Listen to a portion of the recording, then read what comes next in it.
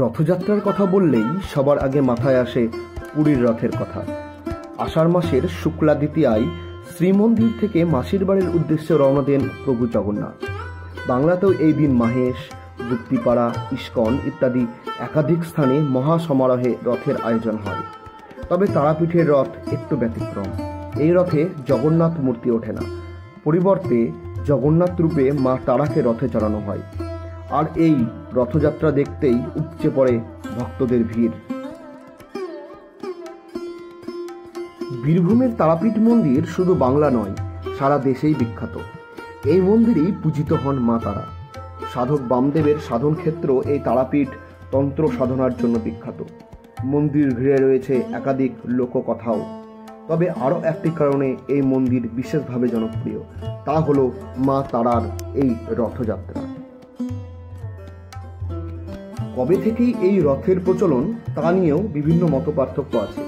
কেউ কেউ বলেন প্রখ্যাত সাধক দ্বিতীয় আনন্দনাথ এই রথের প্রচলন করেন। সেই সময় একটি পিতলের রথ তৈরি করা হয়, সেই রথেই আজও মাকে চড়ানো হয়।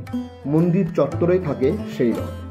সেবায়তদের আবার কেউ কেউ মনে করেন তারাপীঠে রথের সঙ্গে সাধক বামাখ্যাপাও যুক্ত আছেন। লোকমুখে কথিত আছে সাধক বামাখ্যাপার আমলেই মা তারাকে রথে বসিয়ে বিশেষ জগন্নাথ রূপে পুজো অর্চনা করা হয়। এই রথের প্রস্তুতি চলে বেশ কয়েকদিন ধরে। এদিন মা তারার বিশেষ আয়োজন করা হয় মূল মন্দিরের মধ্যেই। সেই পুজোর অংশ হলো আরতি। অন্যান্য দিনের তুলনায় কিছুটা বেশি সময় নিয়ে মা তারার আরতি করা হয়। আরতি শেষে রাজবেশ পরিহিত মাকে তোলা হয় রথে। রথের উপর মাকে ঘিরে থাকেন তার সেবায়েতরা। তাদের কাছে থাকে মায়ের প্রসাদ, বাতাসা, প্যারা ইত্যাদি।